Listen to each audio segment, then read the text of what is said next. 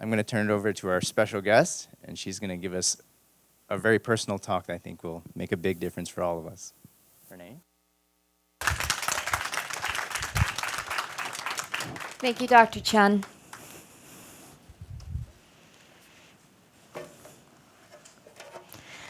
Aloha. Thank you so much for being here today. As you've heard, my name is Renee Manfredi, and I'm here to speak to you about how important you, as part of the health community, our doctors, nurses, and administrators, are to individuals with intellectual and developmental disabilities. As you have learned, persons with an intellectual disability, such as myself, are at a higher risk for chronic health conditions. When I learned about these health statistics, I became very concerned. Actually, I was scared. I still am. People with intellectual disabilities need and deserve better health. We understand the responsibility to exercise and eat better, but we also know we need our doctors. We need you to understand who you are working with and what our unique disabilities may mean so that you can treat us with the best possible results in the best possible way. I would like to share a little bit about myself. I am a soon-to-be 34-year-old Special Olympics Hawai'i athlete and a Sergeant Shriver International Global Messenger. Growing up, I blended in pretty well because I have autism. And people with autism don't look like they have a special need. I call it an invisible disability. I was mainstreamed in school. I would make friends, but then I would lose them when they realized I was slower or I didn't understand, and I wasn't very good in sports. I also did things that were different, like go off by myself and recite a movie, or maybe I would cry because it was a bad day. These are things that I do when I'm overwhelmed. So much of my school life was so hard that I did these things pretty often. When I was in junior high school, I had the opportunity to participate with the junior varsity basketball team as a manager and then as a teammate.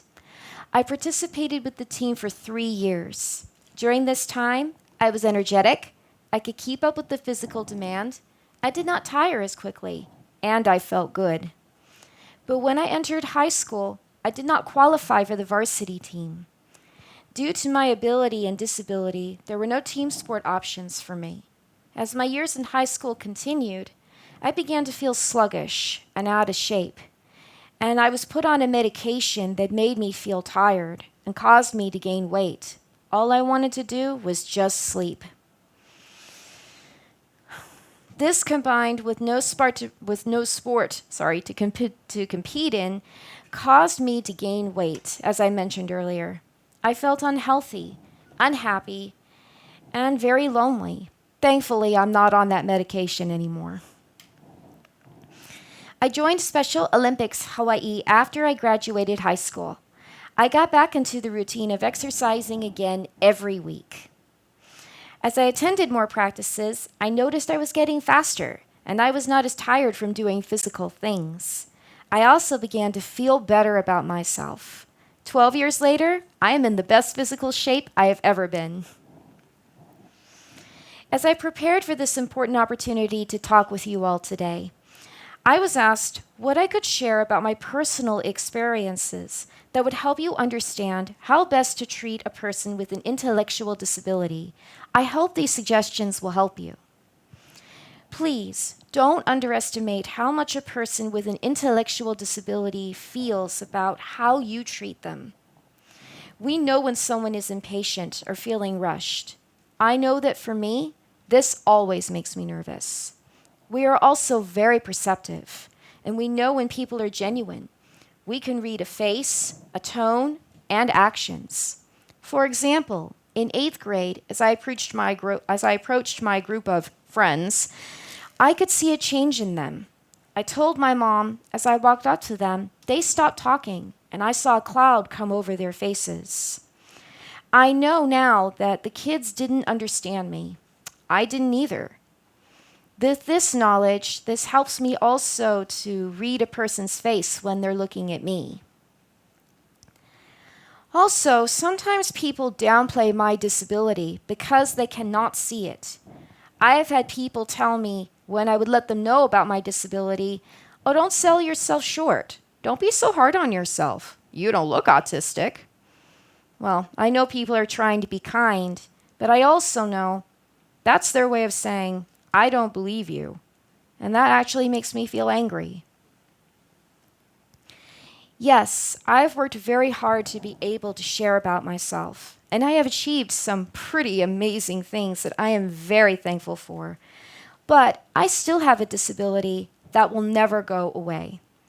Believe me when I tell you I have a disability. I don't want to have to prove or convince you all that I have one. That's why I refer to my disability as an invisible disability.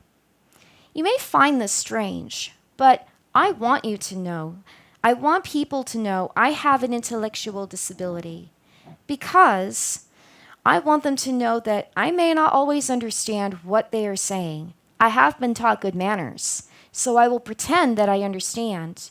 But when they leave, I'm upset or frustrated because I didn't understand and I wanted to. I want them to know that I may say something that is off topic or that might surprise them. I want them to know why I may be talking to myself. I would like people to be patient with me, and I hope they try to understand me. What I need from you as my health provider is to look at me as an individual that happens to have a disability. But don't let my disability overshadow how you treat me. There are many cases where doctors have misdiagnosed illnesses because they contributed a person's symptom to their syndrome or disability alone. Speak my age and level of understanding, not as a child. Learn how best to communicate. Sometimes pictures help. Be careful of your words. One time, after I hurt my foot doing a karate kick, I had a doctor come in and ask me if I was crazy and did I need a psych eval. I have had several psych evals, and I am not crazy. I just hope the guy was joking. Understand that I am okay with being different. I don't mind discussing my disability. I hope it helps you help me. Use basic language when explaining things. I know this may take a little more time, but if I am able to understand, then I can take better care of myself. Simple written materials to take home are great. Make sure I understand what my results are and what needs to be done next. Speak to me directly. I am your patient. But also make sure my mom, my guardian, has all the information too. That way, if I don't understand something, she can explain it. If you have difficulty understanding me, try to learn from others who may be able to help. What I want from you, or what I want you to know is, I need you. I really appreciate you. I want to trust you. I hope you will respect me. Please listen to me. Believe me. Let me tell you so you can help me. Help me to be the best I can be.